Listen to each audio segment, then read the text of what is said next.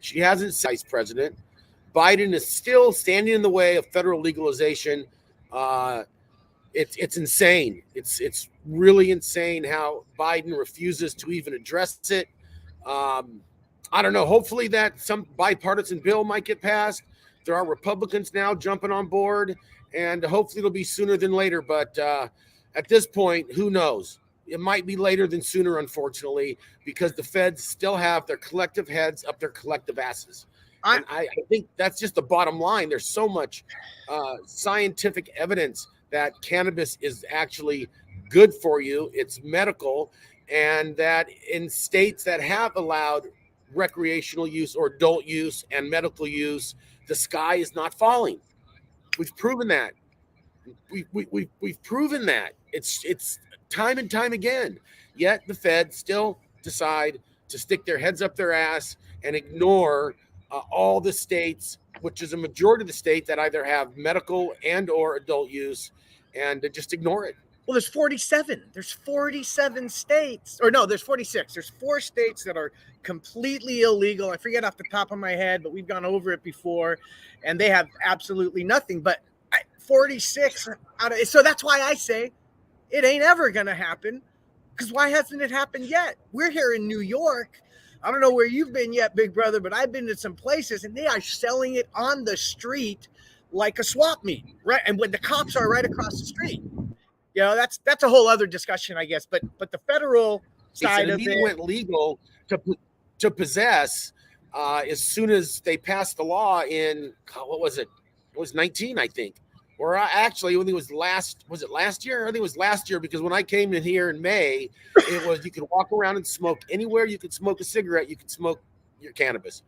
So, but they don't have the regulations in place yet that actually to sell it for storefronts. So people, it's kind of like the Wild West, and I think it's very, very low priority on the law enforcement's list of things to do.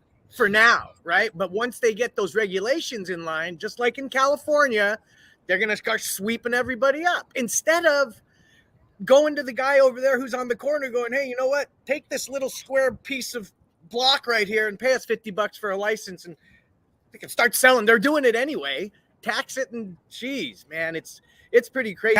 Reasonably tax it. Well, they can learn like any other extra tax. Cannabis can bring in a lot of money just by regular taxation, like any other good, not an extra excise tax or an extra fucking sin tax is what I call it. Go ahead. No, I was going to say we just got somebody who popped in on the live stream. I know a couple people. Angiolino will get to you, but we got a good friend, another attorney who can chime in on some of this stuff. Mr. Matt Cumin, a legendary cannabis attorney and activist and freedom fighter, not only in the cannabis space, but for workers' rights and anybody who's been wronged. This guy is the guy that you want on your side. Matt Cumin, thanks for joining us. You're too kind, Mark. And how you doing? Are you both in New York? We are. We are in New York. We have cornered part of this hotel. I'm on this balcony. My brother's on the other side.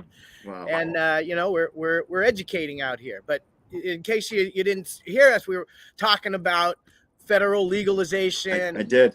What Biden's not doing. give us your comments on what it will be or won't be.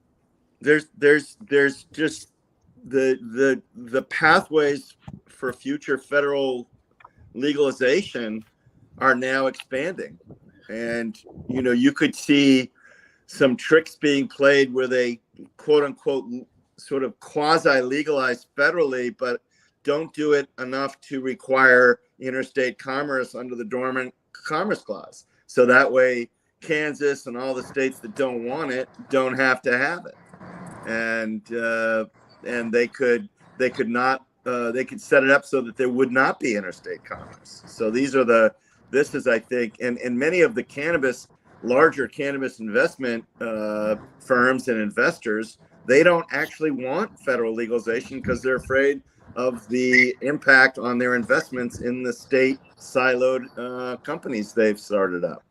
So we're seeing really Sure. a real conundrum about how this is going to go forward federally. Meanwhile, if they don't do something federally, as you know, we're going to run into all these problems with the rollout overall of cannabis legalization. So Yeah, I it's mean, it's being held up on a number of corners. I also heard you talking about New York and what's going to roll out on New York. But as I've been talking to, we're going to be opening office in New York. The problem is the same problem in California. They've got hundreds of the New York townships, counties, and cities are banning consumption lounges and dispensaries. Now, unlike California, if you have a extraction facility, for example, you can do that with a state license anywhere as long as it's zoned correctly in a city or county or township. But the consumption lounges and the dispensaries, there's now, I don't know, it looks like there's probably upwards of 700 or 800 of the 900 plus cities and counties and townships are banning them. So I saw that just like California did. That's insane. They got it. I really thought in California, and I was obviously wrong, but they should have made it more like adult businesses where they can't be banned, but you can zone them in an area you want it zoned, but you can't ban them. So hopefully we have something coming down the 24 that hopefully can change things, take away the local ban, and but we'll see if that does make it down the road. Who knows? But the federal level itself really is it's just disappointing. I mean, hopefully, I don't know, Matt, did you see? I can't think of the representative or the senator's name. The lady Republican who put forth Mace, yeah. MACE. Yeah. That looked like a pretty decent outline from what I read. 3% tax, locked in for 10 years, leave it to the states. It's going to be funny if this thing comes down, they do an end run around the Democrats and Republicans get something passed. Hey, speaking of New York and what's going on here in New York, I brought up a good friend of ours, Lewis, who has been showing me all around the great boroughs of New York, and I've been able to witness firsthand the blatant selling on the streets, right on the corners. I mean, it's quite a sight to see, and this gentleman has been in the mix here in New York in the cannabis space, has done his fair share of time because of cannabis crimes. Lewis, how you doing, fellas? Pleasure to be here. tell us what you do and where tell us about yourself, all that you can. I'm just a very I'm very cannabis pro. I love cannabis. It happens to be something that helps us a lot, in our opinion. You know what I'm saying? It's definitely a medicine that is needed out here, especially in New York. Like people with cannabis and in the cannabis happen to have a broader understanding of how to treat each other, in my opinion. You know what I'm saying? So cannabis being the medicine needed, New York happens to be the #1 market, in my opinion, in the world. You know what I'm saying? You have New York market, you have everything. You know what I'm saying? It's by far the greatest market, in my opinion. I've been everywhere. I've been in California. I've been everywhere, but there's no place like New York, and New York really needs it to be legal in many levels. You know what I'm saying? And accept it, because it helps out a lot out here. It really does. Well, yeah, I mean, I think it is becoming more accepted overall, but it's unfortunate that, I mean, it sounds like New York is how, what we did under SB 420 out in California. I think it's even a little more extreme, because more of the Wild West. It's the Wild West all over again. And people are going to do very well until they fucking get the regulations in order, and then it's going to wipe out that whole industry. And I don't know how they're going to do it. Matt might have a little insight, but it's if they roll it out like they did in California, it's just going to be one more huge clusterfuck that's going to hurt a regulated market. Matt, You know, let me propose something that as I saw what I saw yesterday, and literally you look down a street and there's a tent. If there's a tent popped up, that they're selling right there. And entrepreneurial, these guys are taking advantage, they're doing what they're doing, they're putting their necks on the line. But I mean, it's happening anyway. Why not take these areas and go here? Let's let you have this spot. Here's a fee. Get your stuff tested. I don't know. Figure a way to get these guys from the street to a little spot where they can do what they're already doing. Is it possible? It really isn't that difficult. It's not, but you're talking about New York City. Everything in New York City has to revolve around money. This city will tax you for everything. So being that marijuana is such a income, they're really not just gonna hand it over to nobody, in my opinion. You know what I'm saying? I'm surprised that they're even allowing minorities, because we've been affected the most, to really be the first runner-ups for licenses and stuff. I honestly think, in my opinion, knowing the city, sooner or later they're gonna come with a way to take it back anyways. You know what I'm saying? You're talking about New York. New York has never been friendly in taxation of anything. You know what I'm saying? So no, that's the problem. I mean, it would be so easy if they just said like any other business. If it's a iPhone repair shop, get the same permits. If there's something that fire needs to check, plumbing, electrical, like any other business, there shouldn't be extra hurdles just because it's a cannabis business. And I think, that would cure it all. It's that, you don't need to be an economist. You don't need to be a political scientist. It just, have it approved like any other business. Go get your $100 business license. Doesn't have to be $100,000. That would be the ideal. That would be phenomenal. But again, we are talking about New York City. I mean, you damn near get taxed for breathing over here. Well, California isn't too far behind you. It's ridiculous how the illegal market is dwarfing the California market. And like I always tell people, you don't have to be an economist to determine if you leave it at the regular sales tax, the government is going to get a little bit of a lot rather than a lot of a little.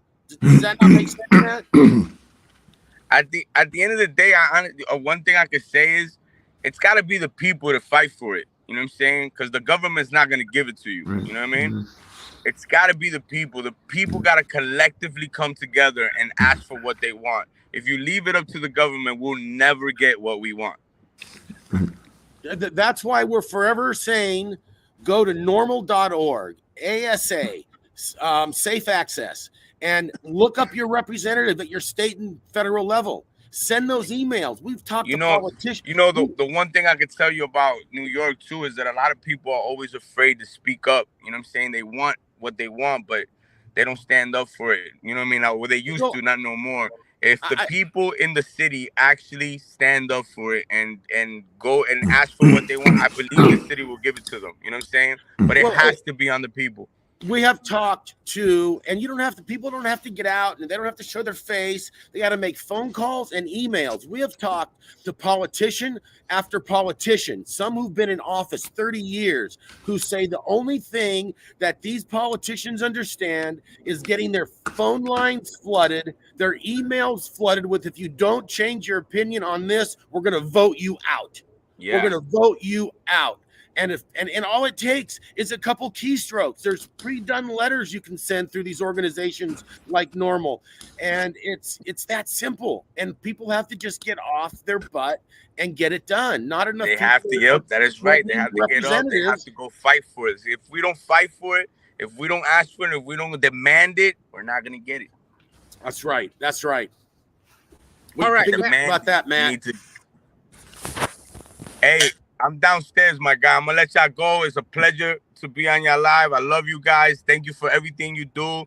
You phenomenal. You already know. I'm waiting for you downstairs. I'm taking you to the hood, my guy. I'm ready to go. I'll see you in a few. All right, Mark. And nice to meet you.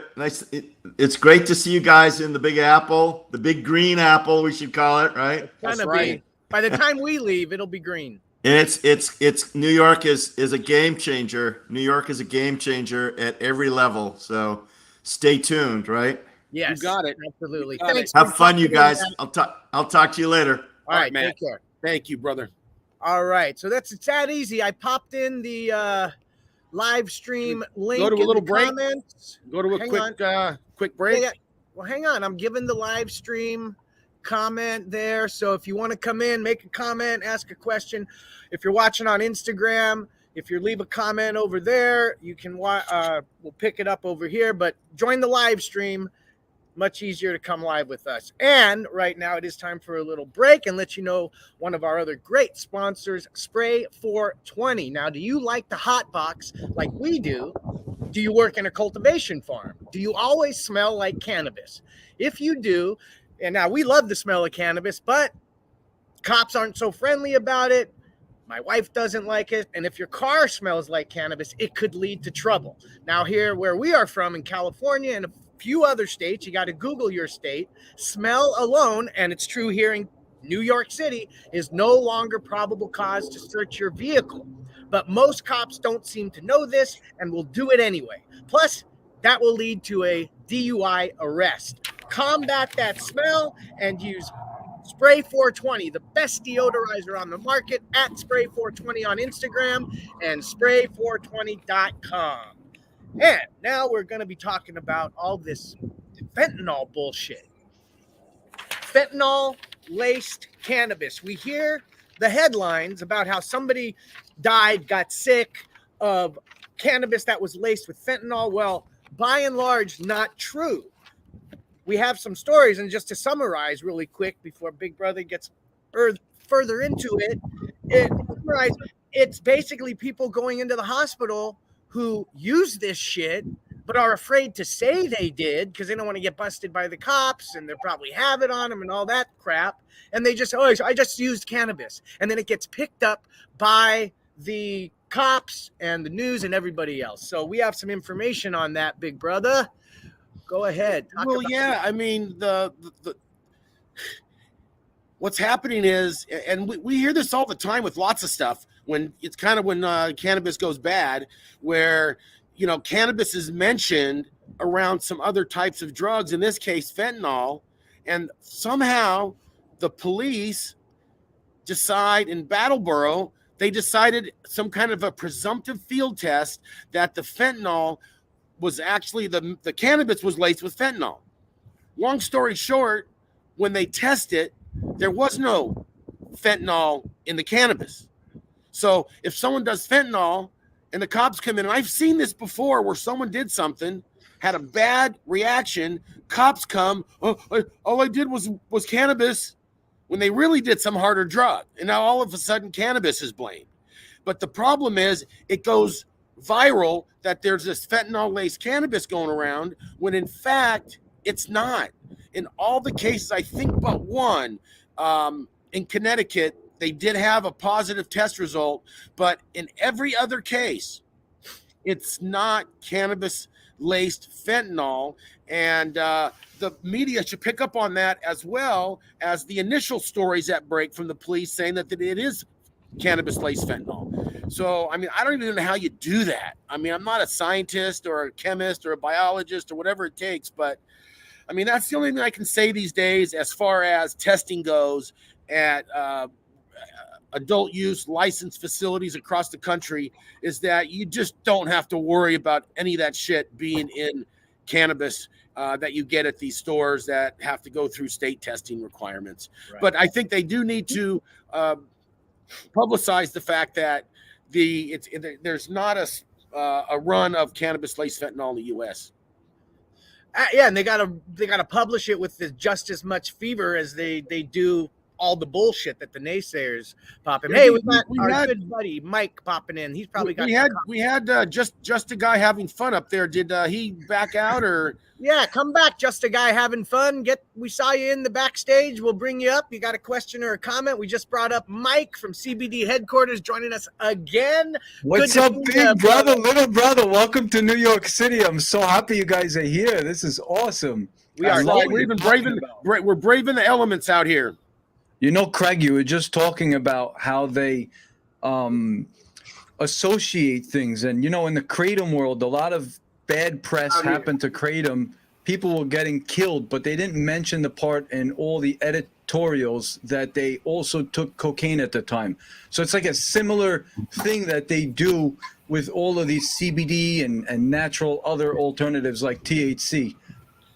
Well, what was the I don't know why because I had a problem too. What was it, spice or whatever they called it? They called it. Was that the K-12 thing a million years ago? No. They called it synthetic cannabis when it was really people were smoking like spice or some kind I of know what you're talking about. like potpourri type shit. So why they labeled that synthetic cannabis killed me because it had nothing to do with cannabis. And I want to touch on what you said before. When you go to a dispensary, you're not buying crap. You're buying product that was traced from seed to sale. Everything is tracked, you know, from farm to manufacture. All of them have to adhere to these crazy guidelines. You know, it's got to be packaged in a clean facility, ISO certified. So when you're buying legitimate product, it's totally safe in regards to, you know, getting a laced product.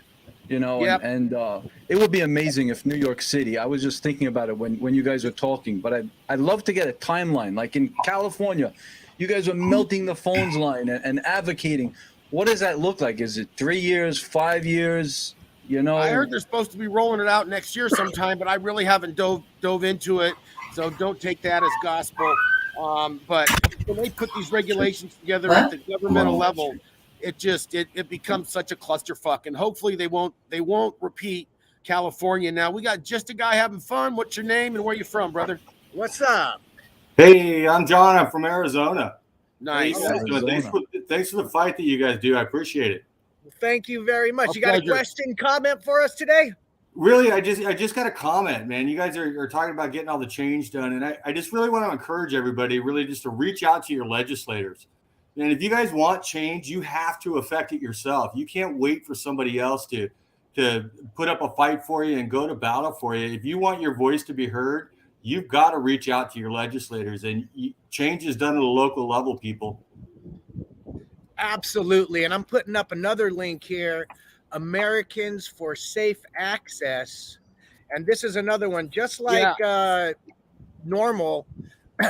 You go to these websites. Yeah, you can contact and they have- any state, any city. Those websites have the contact information at that level for your local politicians, state politicians, federal politicians, federal elected representatives. Most stuff starts at the city level, and like in California, we have still 2/3 of the state still ban cannabis activity. There, you're absolutely right, can affect it at a local level. You got to get involved. You got to go to city council meetings, but we also need a flood of people flooding our state, our federal Senate, the Senate. We got to get the Senate to move. And I don't know, other than people threatening their politicians and their elected representatives, that if you don't change your stance on this and get this passed, we're going to vote the new young one in. We're going to vote you out and vote someone else in who's consistent with the constituents that you have. And more people just got to get off their ass and do it. I mean, I can repeat myself all day long, and I've been saying this for years. So I just hopefully this is another platform people might listen and realize. You go to these websites and it's not different. You put in your zip code, pop up the guys who are in your area. They even have pre-done letters. As long as you flood their emails. As I said earlier, we've heard from politicians long time on both sides of the aisle say the same thing. Threaten them with not getting reelected. So, and hopefully that works, and it's not just, they're not just blowing smoke, but it's either that right now with the election coming up in 2000. Right now with this election coming up in 2022, politicians want to hear or should be hearing your voice, whether they like it or not. And if you're not researching your candidates and listening to what they're saying and how they're speaking, the language that they're using, it's so important. The information is in the little tells, people, but you got to research your candidates to see who's going to represent you and fight for the cause that you believe in. That's right. People, and got to know how to read in between the lines. Yep. And it's not that difficult these days to find all that out. It's really a couple keystrokes away. You know, Yeah. unlike when I was young, when I was 18, 21, we didn't have all this great stuff. We didn't have Google. I don't even think I had I think I had a pager. You didn't even have a pager. That wasn't around then either. That's funny. Hey guys, can I give a quick example on how I've made some change and I'm fighting for some more change here in Arizona? Absolutely. Yes, please. So in 2018, my son was threatened to be shot and killed in school. And the school tried to keep it within the four walls of that school. And in researching the law, I found out that only the school board had an obligation to report such incidents. I reached out to my Arizona senator. I got that law changed. And now in Arizona, it took a year and a half, but now in Arizona, it's the law that if a school administrator, a teacher, or a faculty member has knowledge of a threat of incident of serious violence or death in schools, they have an obligation to say something. That's fucking awesome. But my point is not that, right? The point is I reached out to my elected representatives and I effected change, but I was diligent and I was tenacious about it. And I'm taking that experience. And right now I was recently assaulted by a police officer who's been charged for that assault. Good. And in that interaction, they lied to my 17-year-old son and I about our constitutional rights. They do every day. Every day. And so I've taken that and I've met with my legislator again, and I'm fighting for constitutional change in constitutional police reform in Arizona. And I want to make it so that we have a mandatory constitutional training in the academy and then ongoing throughout their careers. I want to make it illegal for them to lie to us about our constitutional rights, right? And I want to make it What's that? That's because they can. And that's what, and actually it's funny, is just a little bit of a segue into someone asked about the reason we're actually doing this broadcast from New York is we're out here for CanaCon, which is a great convention. They're over at the Javits Center going on tomorrow, Friday and Saturday. We have a performance seminar on Saturday at 1 on how to engage with law enforcement. And it's basically teaching people about their constitutional rights and how cops can lie to you and how to peacefully engage with them and hopefully bring down the temperature level and so you don't fuck yourself either when you know better than they do. And they normally, you might get that bad one who's going to go off on you, but you get the good ones who realize that you know your rights, and they'll go on to the next guy who doesn't know, who they can lie to and get away with it. So when you come to our seminar, we actually teach you how to engage with them so you're not giving up your constitutional rights. But we've had a lot of constitutional law enforcement come on our shows and discuss how they're constitutional law enforcement, meaning they respect the Constitution, they respect your right to invoke your fifth, they respect your right not to incriminate yourself, and they don't take it as an affront. And that's right. What I call it policing with a constitutional mindset of servitude. And if we can get our police departments back to that, policing with a constitutional mindset of servitude, a lot of the problems that the relationships between the community and the police go away. Yes, absolutely. 100% agree with that. Hey, it was John. Yes, it was. Thanks for having me on, guys. I don't want to take up the whole show, but thank you very much. Keep up the fight. Hey, everybody, go subscribe to Pot Brothers at Law. Go sign up for the seminar if you're in New York. Be good humans. And remember, Friday they do the script challenge. Yeah, that's tomorrow. So it's about 12. I think we're going to get ready to wrap up. You're about done, big brother? Yep. Anybody have any questions? Cold enough, ready to grab a bite? Anybody have any questions? Anybody want to jump on real quick? We'll have some last-minute questions, and I'll let you think about this, but at the request of Ali, and in line with our talk about fentanyl and cannabis, as he had mentioned in the clubhouse room, I put together a little poem that kind of came up out of a discussion we were having on our other podcast, Cannabis Talk 101, about all this fentanyl. And I made a comment that people who do that, who lace cannabis with fentanyl and do dirty things like that, are nothing but disciples of the devil. And so that is this poem called Disciples of the Devil. While I'm reading it, if you do have any comments or questions, want to get into the live stream, I'm gonna wait. Hold on, real quick. You put up a thing saying from Greg Kraycheck, never answered questions. Is there something we missed? I want to answer that. I don't want to. That's part Oh of no, this I whole- think he was talking about cops and then never. Never answer cops' questions. Okay. Yes, and I there's just wanted to make sure. Yeah, there's the StreamYard link. And if there's any glitches and you can't get in, well, we're working it out. All right, here you go. Disciples of the Devil. Cannabis is a pure plant that should be left alone. Let us smoke it, toke it, roll it, eat it, or stuff it in a cone. But they can't, they won't, and I don't understand. The government keeps it illegal, but wants its own brand. They say no medicinal value, none whatsoever, but it's deemed an essential business. Someone's being clever. Be that as it may, and prohibition will never end, cannabis will always help us mend. But who the fuck is putting fentanyl in cannabis? Lacing this beautiful plant with that drug, all for some trapper to feel like he's the plug? Who would do it? Be so low, be so dirty, so off level. I'll tell you who, disciples of the devil.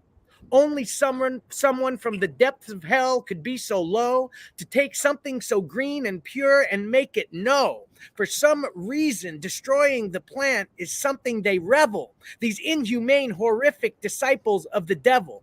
As if the cannabis plant needed more troubles and bad press. The naysayers now have another move when we play chess. I've got moves too. Propofol, fentanyl, stop it all. With cannabis, you cannot miss the healing bliss. If you don't want your meds laced with the wrong high, licensed, legal, and tested cannabis is what to buy. There you go. That's the Disciples of the Devil. Let's see, was that a question here? Really wish you guys would come to Norway and not knock some sense into the politicians. Well, hey, maybe we'll get out there sometime sooner or later. But I wish it was that easy. I wish it was that easy. I'm working out, man. If it was just a matter of knocking some sense into them, bop them a little bit here and that would there. be nice. Let's get in the ring, and whoever comes out, we get that guy's law. Absolutely. You guys really hit a nerve, by saying that people lacing product and making the cannabis industry all that more hard to get legalized. And it's such a stick in the eye, especially to guys like you that dedicate so much time of your life and your business to advocating, to getting something off the ground, finally doing that stuff. I also have that same experience, and that's why it bothers me. Shops selling fake CBD or stuff like that that's not really Delta 8, it's laced, and it does do crap like that to you.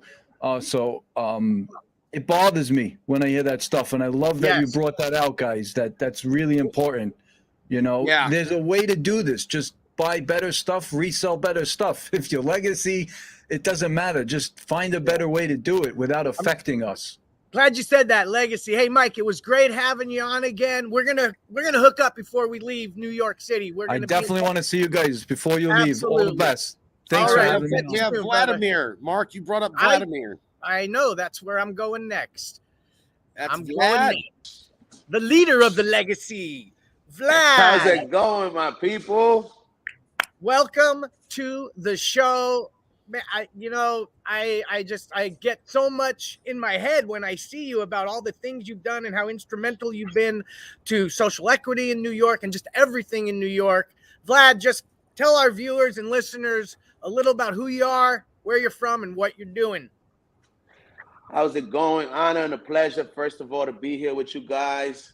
Big brother and Mark, thank you for having me. I'm Vladimir Bautista, CEO and co-founder of Happy Monkey here in New York. We have a big movement that incorporates everything from advocacy to consumption lounges to events to merchandise. We have a podcast, we have a magazine, and basically have become the voice for the voiceless of New York and giving hope to the hopeless, and just making sure that the people that built this industry for the last 80 years don't get left out during this legalization process, my brothers. And we've been talking about that. That's the hardest part, man, is people getting left out when they actually, start the regulatory process. And I just hope there's enough people at the table who can convince the career politicians that overregulation is just going to be a clusterfuck. I just don't get how they can't listen. It's beyond me how they're just putting their heads in the sand when the, and overregulating and overtaxing and overburdening to where it's leaving out so many people that you don't need to be a millionaire to have cannabis business. It's not necessary. And hopefully New York does it right, man. We're hoping that when they do put the regulations in place, but it sounds like until then, have a fucking great time. It sounds like it's the Wild West, and it's low on law enforcement's totem pole. They don't give a shit, which is actually one of the silver linings, I guess. I haven't been out and about yet like my brother has, but he's saying he sees it all over the place, and cops on the other side of the street, and I think that's a fucking plus, for the time being. For now, but once regulations come into place, then all of a sudden that becomes illegal, and that's fucking bad. Well, right now, Craig, it's a good thing you mentioned that. Me and some close friends of mine are, creating dialogue with legislators and politicians and helping them understand why creating bridges and not moats for the legacy market will be beneficial for everybody. What we're telling them is, of course, if you don't include these people, you'll have, Prohibition 2.0. The legacy market will be 10 times bigger than the legal market. Everybody loses. Constituents get less tested cannabis. These people don't get to become upstanding citizens, and etc. So we're telling them is, if you do, the high tide raises all the boats, more taxes for the states, more tested cannabis for the constituents. And these people like myself that have built this industry for the last 80 years get to become upstanding citizens and create legacies and get to create wealth for their families. So they are really receptive because it's harder. If that's absolutely. Yeah. I mean, it's like, in California, my boys, man, a shout out to one of our huge sponsors, the West Coast Cure, helping us put this on, that, the industry was built on your backs, on backs like my kids. And all those people are being left out in the cold. A big majority of them, fortunately for us and my boys, they were able to get into the regulated market, and they're making a great go of it, but it's still tough. It's still tough out there for regulated businesses across the country. Yeah, the way they're doing it, I mean, you should learn a lesson from how fucked up it is in California, but who knows? It's just frustrating. We lost Vlad, but I'm going to be seeing him soon because I'm going to be hanging out in New York all around, teaching people to shut the fuck up. And remember, if you are out here, CannaCon starts tomorrow. If you go to cannacon.org, and you'll find the New York show, and you go to the registration. If you use code STFU30, you'll get 30% off tickets. You can find us both of the days. We walk around the floor a little bit, and then Saturday, 1 p.m. is the Etiquette of Engaging Law Enforcement, our performance seminar. You spend an hour with us. We'll teach you all about the script, your rights, kind of a backstory on how we got started. We do a live version of the script challenge with prizes from our sponsor Spray 420, good stuff, and Top Tree giving away $100 cash app if you can get the script in order right without help from my brother. He likes to help some of the contestants when they get on stage, but not in New York. Not in New York. You got to know it. So you can catch us there. And this is the Pop Brothers at Law live stream radio talk show podcast. Hey, Ali, let me bring Ali back up. I want to thank you, Ali. I will insist that you actually did learn the name of the show, which is a mouthful. And it's the Pop Brothers at Law live stream talk radio podcast. And I've gotten some flack from some people, but there's a reason. We're live streaming. We wanted to do talk radio style where you call in and ask questions, but you come into the live stream with us. And then all of this will be repurposed as our Pop Brothers at Law podcast once we get that going. So that's why we do it like this. Ali's been behind the scenes helping out. Thank you very, very much. And we will be back next week, Thursday at noon Pacific Daylight Time. Doing this all again, I want to thank our sponsors, Spray 420, that great deodorizer, and West Coast Cure. Get cured with great pre-rolls, great concentrate. They have it all. And we want to thank you once again for tuning in. And remember, shut the fuck up when cops ask questions. Shut the fuck up.